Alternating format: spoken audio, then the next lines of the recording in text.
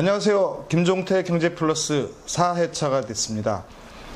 그동안 잘 지내셨어요? 여러 가지로 지금 경제가 어려워진 가운데 많은 분들이 우리 경제플러스에 관심을 가지시고 응원을 해주고 계셔서 제가 굉장히 힘이 나고 또 어떻게 보면 또 더 잘 해야 되겠다는 생각도 듭니다.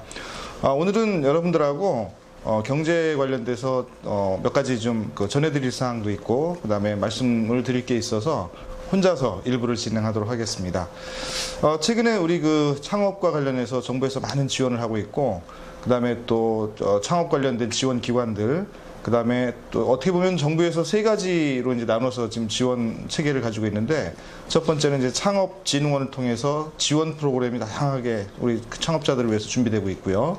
두 번째는 중소기업진흥공단을 통해서 대출 관련된 부분을 이제 중소기업진흥공단에서 담당하고 있죠. 그다음에 세 번째는 전국의 혁신센터들이 17개가 있습니다. 물론 포항까지 하면 18개가 되는데요. 17개 혁신센터에서는 각 지역 단위로 창업에 대한 다양한 지원 서비스를 하고 있습니다. 첫 번째로 6개월 챌린지 플랫폼이라는 지원 프로그램을 통해서 우리 창업자들을 선발하고 6개월 동안 집중적으로 사업의 고도화를 지원하는 프로그램으로 지금 진행이 되고 있고요.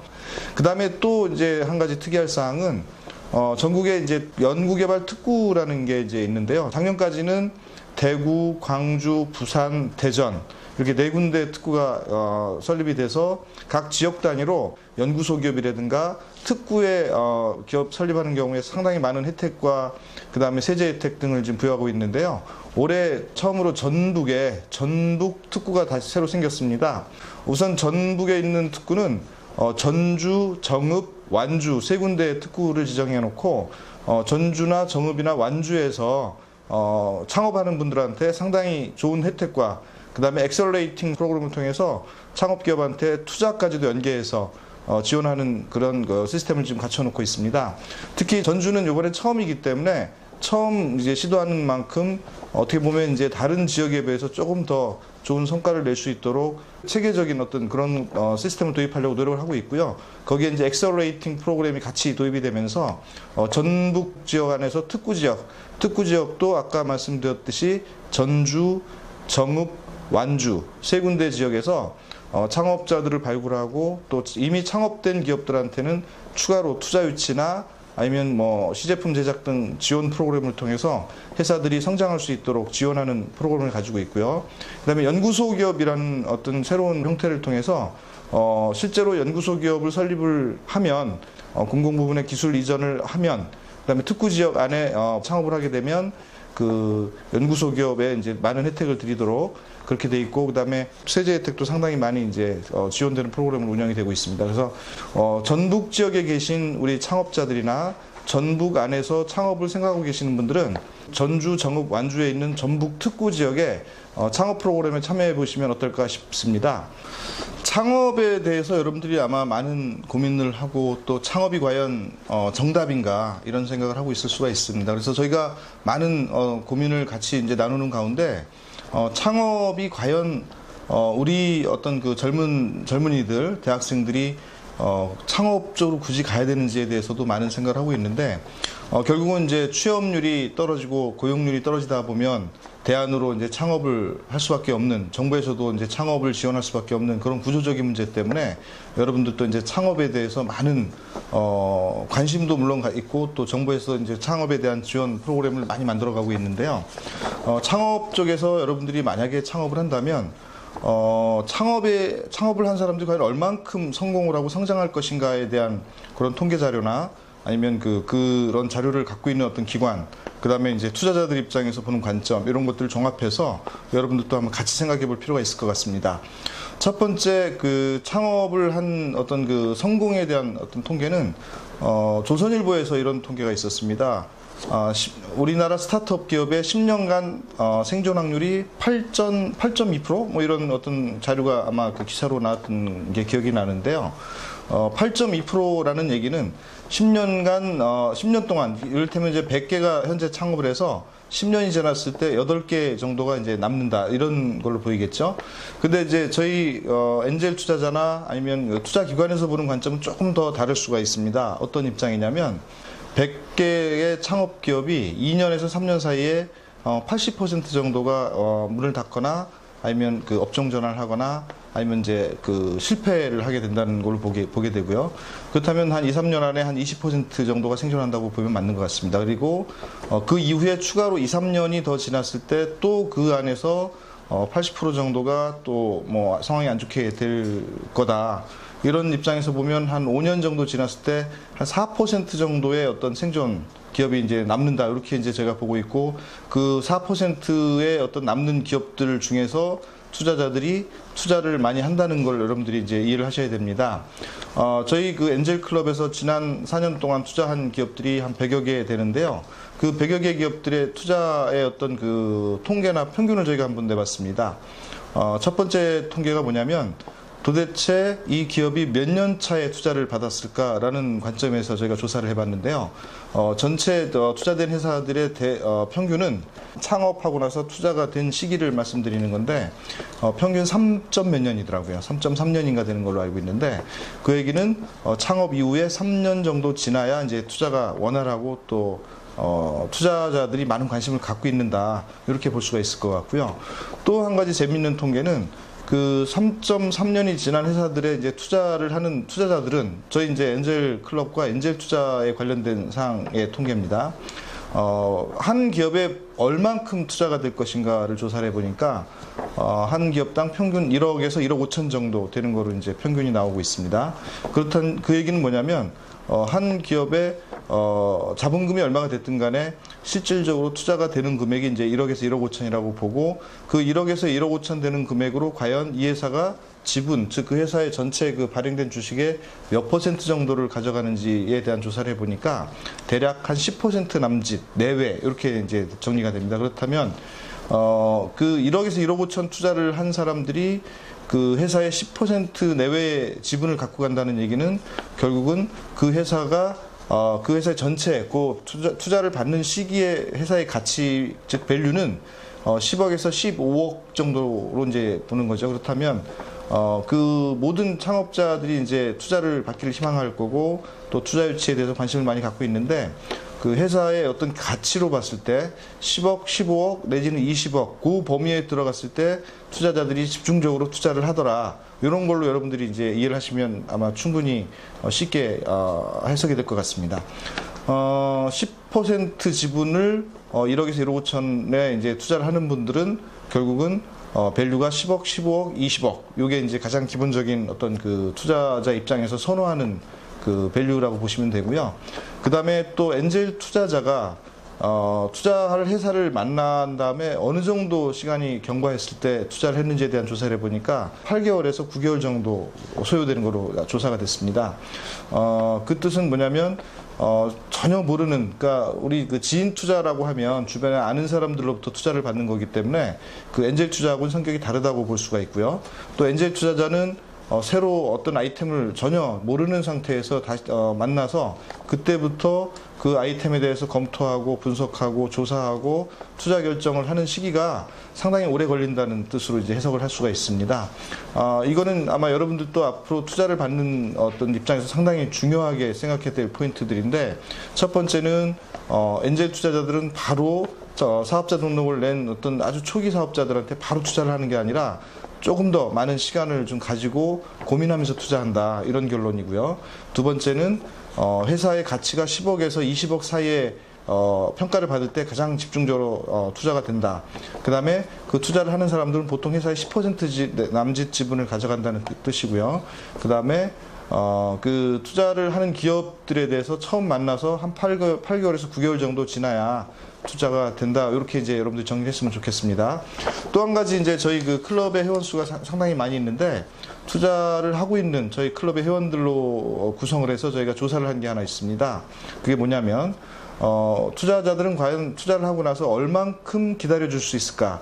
또 투자를 한 이후에 얼마 안에 투자를 회수하기를 희망하는지, 이런 부분에 대해서 조사를 해봤는데, 평균 한 4년에서 5년 정도, 보통 5년 정도는 투자자들이 기다려줄 수가 있지만 5년이 좀 지나거나 경과하면 나름대로 이제 많은 고민을 하게 되는 그런 어떤 조사 결과라고 볼 수가 있는데, 그렇다면 투자자들이 5년 정도 기다린다는 걸 전제로 회사들이 이제 투자를 받는 부분에 있어서도 투자자들의 어떤 생각을 여러분들도 이제 같이 읽고 그 부분에 대한 어떤 공감대와 서로 이제 그 맞는 부분이 또 있어야 이제 투자를 하거나 받게 되는 거겠죠. 자, 여기서 또 하나 재밌는 통계가 있는데, 우리 그 코스닥 시장에 상장되는 회사들의 상장 기간에 대한 통계입니다. 직전 5개년 동안, 예를 들어서 이제 지금으로부터 직전 5년 동안 신규로 코스닥에 상장된 회사들의 상장 기간이 13년 정도로 지금 나오고 있는데요. 물론 조사하는 시기에 따라서 조금씩 다르긴 하겠지만 13년을 기준으로 저희가 생각을 했을 때 투자자들이 5년을 기다려줄 수 있다는 입장에서 상장하는 시기까지 같이 계산해 보면 보통 7년 차나 8년 차에 투자를 하는 게 이제 맞는 거겠죠. 그런데 투자자들이 7년차, 8년차 기업들에 투자를 하려고 보니까 이미 7, 8년차 회사들은 상당히 고공 행진을 하고 있고, 엔젤 투자자 입장에서 또 크라우드 펀딩 투자자 입장에서 투자할 기회가 없다는 거죠. 그러다 보니까 이제 그 7, 8년을 아래로 당겨서 3, 4년차 정도에 저희가 투자를 많이 하는 걸로 통계 자료하고 맞아 떨어지는 거고요. 그 다음에 이제 13년 정도 되는 코스닥 상장 시기를 최대한 저희가 투자자들이 개입을 하거나 아니면 경영 지원을 하거나 추가 투자를 하거나 아니면 자문이나 뭐 기타 여러 가지 방법을 통해서 회사가 빠른 시간 안에 상장을 할 수 있도록 도와주는 그런 프로그램으로 지금 투자자들이 예전하고 다른 어떤 생각을 하고 있다는 것도 아주 주목할 사항인 것 같습니다. 자, 다시 한번 정리를 하면 엔젤 투자자들은 보통 5년 이내에 회수하기를 희망한다는 전제로 투자하고 나서 기다릴 수 있는 기간 안에 상장을 하는 프로그램을 제안을 해야 되고, 또 그런 구체적인 어떤 그 제시가 없으면 투자를 받기가 쉽지가 않겠죠. 따라서 투자를 받길 희망하는 여러분들, 특히 이제 창업하시는 분들은 투자자들의 어떤 이런 성향을 충분히 파악을 해야 될 것 같습니다. 마지막으로 한 가지 더 말씀을 드리면, 투자하는 분들이 과연 무엇을 보고 투자를 할까요? 뭐 저희 클럽의 어떤 관점을 우선 설명을 드리면, 첫 번째로 보는 거는 투자를 받는 어떤 회사 또는 그 회사를 경영하는 사람이라고 볼 수 있습니다. 창업자를 얘기하는 거겠죠. 그 창업하신 분의 어떤 그 신뢰가 형성이 안 되면 투자는 뭐 이루어지지 않을 거라고 생각을 합니다. 따라서 투자를 하시는 엔젤 투자자와 투자를 받는 사람, 즉 그 창업자 간에 상당히 긴밀한 관계들이 형성이 돼야 되고, 그러기 위해서도 상당히 많은 어떤 그 서로를 알아가는 시간이 필요하겠죠. 투자자들, 엔젤 투자자들이 어떤 회사를 만나서 보통 한 8, 9개월 정도 시간이 걸린 어떤 그런 어떤 투자 기간을 우리가 이제 앞서서 말씀드렸었는데, 그런 것들이 이제 그 투자를 하는 대상, 즉 창업자를 파악하고 창업자의 어떤 그 성향이나 능력, 그 다음에 창업자로서 과연 그 회사를 잘 경영할 수 있는 사람인지에 대한 어떤 파악하는 그런 부분에서 시간을 많이 이제 필요로 하고 있지 않나 그렇게 생각을 합니다. 자, 그렇다면 이제 두 번째로 보는 것이 뭐냐? 두 번째로 보는 거는 잠시 전에 제가 말씀드렸듯이 보통 그 투자자들이 5년 정도를 기다려 줄 수 있다는 말씀을 했었는데, 그 회사가 5년 동안 생존해 있어야 이게 투자의 대상이 되는 걸로 생각을 해야 되지 않겠습니까? 예를 들면 투자를 하고 나서 2년, 3년 안에 회사가 없어지거나 사라진다면 이거는 뭐 투자를 잘못했거나 투자를 하지 말았어야 된다는 거죠. 그런 측면에서 두 번째로 저희가 보는 거는 회사에 5년 이상 존속이 돼야 된다는 걸 전제로 저희가 검토를 할 수 있다는 거고요. 그렇다면 5년 이상 회사가 계속 지속적으로 살아있기 위해서 그 회사에 대한 아이템을 저희가 신중하게 검토를 하게 되는데, 많은 아이템들이 5년 이상 지속적으로 생존해 있지 않을 거라는 평가를 받는 아이템들이 많다는 거예요. 예를 들면 IT 산업 중에서 뭐 유행성이 좀 강한 산업 아이템들이나 아니면 또 금방 사라질 수 있는 아이템, 그 다음에 오래 가지 않을 아이템, 워낙 기술 발달 속도가 빠르고 사회의 어떤 문화 발전 속도가 빠르기 때문에 어떤 창업 아이템들은 오랫동안 가지 않고 단기간에 승부를 걸거나 단기간에 새로운 아이템으로 전환하지 않으면 성장하지 않을 수도 있다라는 생각을 하도록 한 아이템들이 많기 때문에 투자자 입장에서는 결국은 5년 이상 지속적으로 생존해 있을 수 있는 가능성을 보게 되고, 그 가능성을 보는 그런 그 보이는 아이템들 위주로 이제 투자 검토를 하게 될 겁니다. 저희 경험상 거의 접수된 아이템들, 그다음에 그 투자를 요구하는 아이템들 상당 부분, 뭐 심지어는 절반 정도 이상이 5년 이상 생존하지 않을 거라는 판단. 물론 그거는 이제 투자자들 관점에서 보는 거기 때문에 창업하시는 분들하고는 생각이 좀 다를 수도 있겠지만 투자를 하는 엔젤 클럽 입장에서 봤을 때 한 절반 정도에 가까운 아이템들이 5년 이상 존속하지 않을 수도 있다라는 그런 판단을 하고 있는 것 같아요. 그래서 여러분들은 이제 그 투자자들을 만나면 우리 사업은 5년 이상 분명히 확실하게 존속하고 생존할 수 있다라는 그런 것들을 확신을 시켜드리고 설득을 해야 된다는 그런 숙제를 안고 있다고 보시면 됩니다. 자, 그 다음에 세 번째로 저희가 중요하게 보는 거는 이 아이템, 이 사업의 시장입니다. 즉, 이 사업이 과연 어느 정도의 시장을 가지고 있고 어떤 시장을 가지고 있는지에 대해서 분명하고 확실하게 파악이 돼서 저희들이 향후에 3년, 4년 시탈 수 있는 시기 5년 이내에 회사의 성장 정도를 저희가 계산을 해서 매출에 대한 예측까지도 해볼 수 있는 그런 상황이 되기 때문에 그 시장에 대한 어떤 정확한 판단, 그 다음에 시장에 대한 정확한 어떤 그 규모를 여러분들이 산출해서 제시를 하고 제안을 하는 것이 맞다고 보여집니다. 다시 말씀드리면 제일 중요하게 보는 것이 사람, 두 번째는 그 회사, 그 아이템의 어떤 지속성, 세 번째가 시장, 이런 측면에서 이제 충족이 되면 그때 이제 저희가 적극적으로 투자에 대한 검토도 하고 또 상당히 그 많은 어떤 그 노력을 통해서 회사를 파악하고 회사 아이템에 대해서 분석하고 그 다음에 사업성을 저희가 이제 분석을 하는 어떤 그런 방식으로 진행되고 있다는 것을 말씀을 드리고요. 그 다음에 이 세 가지 조건이 충족이 되고 나서 그 다음에 이제 사업 계획서나 사업에 대한 전략, 그 다음에 사업 계획서 내에 어떤 그 내용들, 이런 것들을 저희가 심층 분석한다는 것을 말씀을 드립니다.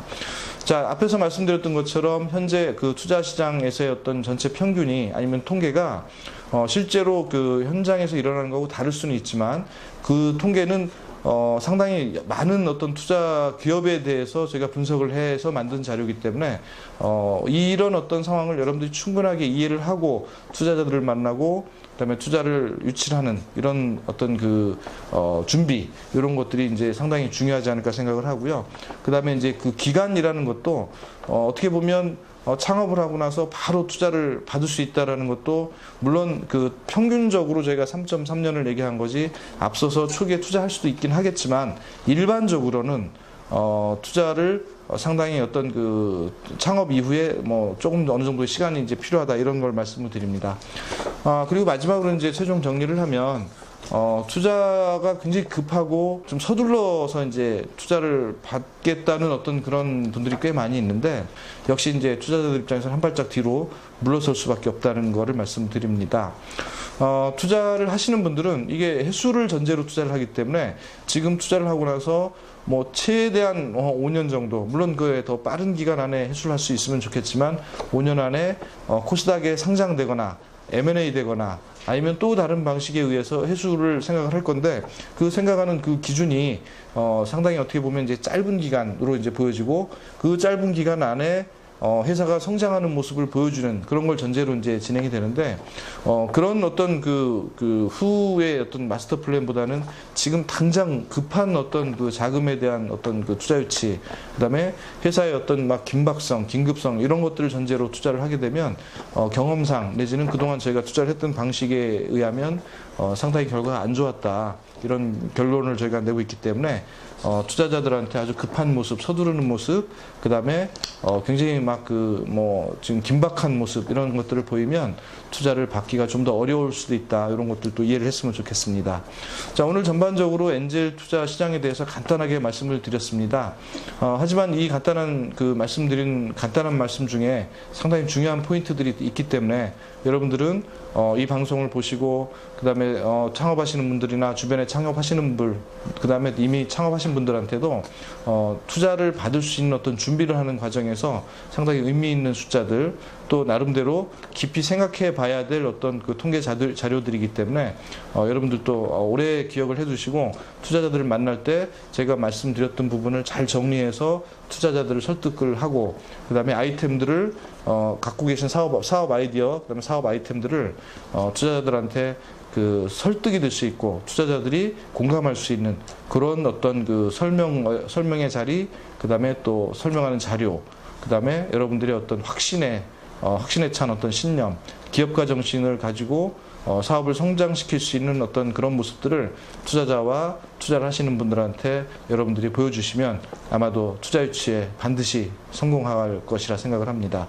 반대로 얘기하면 어떻게 보면 이제 그 투자를 받는 분들은 투자를 받지 못하는 분들에 비해서 상당히 숫자가 작기 때문에 투자를 못 받는 기업들이 더 많다는 것을 전제로 보면 투자를 받기 위해서 반드시 몇 가지 항목들 말씀드렸던 것들에 대해서 정리를 잘 하시면 여러분들이 투자를 받는 데 도움이 되지 않을까 싶은 생각으로 오늘 제가 특별히 시간을 내서 정리를 해봤고요.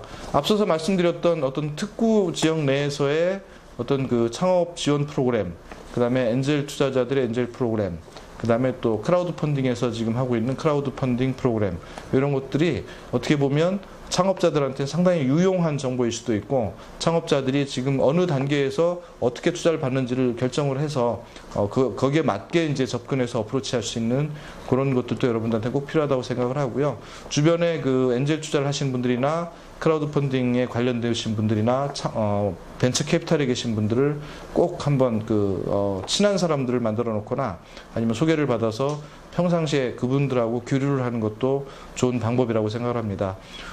지금 현재 많은 대학생들이나 많은 청년 창업, 시니어 창업, 그 다음에 또 여성 창업, 같은 창업자들이 굉장히 넘쳐나고 있는데, 그 많은 창업자들이 5년 정도 지났을 때는 꽤 많은 업체들이 이제 없어지고 생존해 있는 업체들이 별로 없을 거라는 생각도 일단은 생각을 해보셔야 될 것 같고, 그 다음에 그런 어떤 단계별로 데스밸리나 2차 데스밸리나 넘어가면서 적기에 투자를 받고 필요한 자금을 확보하지 않으면 결국은 이제 오랫동안 생존 못하고 상장까지 가기가 어렵다는 거, 이런 부분도 깊이 생각을 해보시기 바랍니다.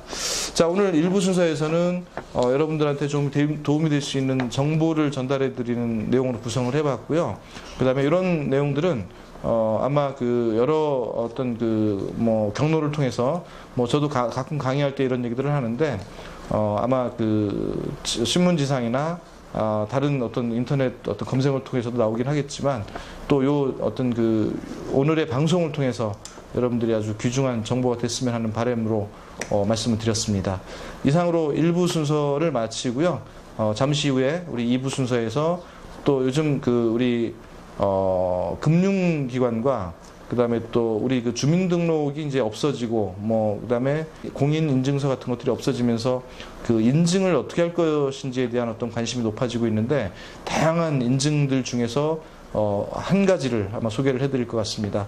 지문 인식, 무슨 보이스 인식, 인증, 그 다음에 숫자 인증, 또 예전엔 보안카드 인증 이런 것들이 하고 이제 지금 난무되어 있는데요. 아마 조만간 어느 한 가지 인증으로 이제 모아지지 않을까 하는 생각을 하는데, 그 중에 여러분들한테 정말 어떻게 보면 관심이 가는 그런 인증 관련된 업체를 모셔서 인증 관련된 내용을 듣도록 하겠습니다. 자, 수고하셨습니다.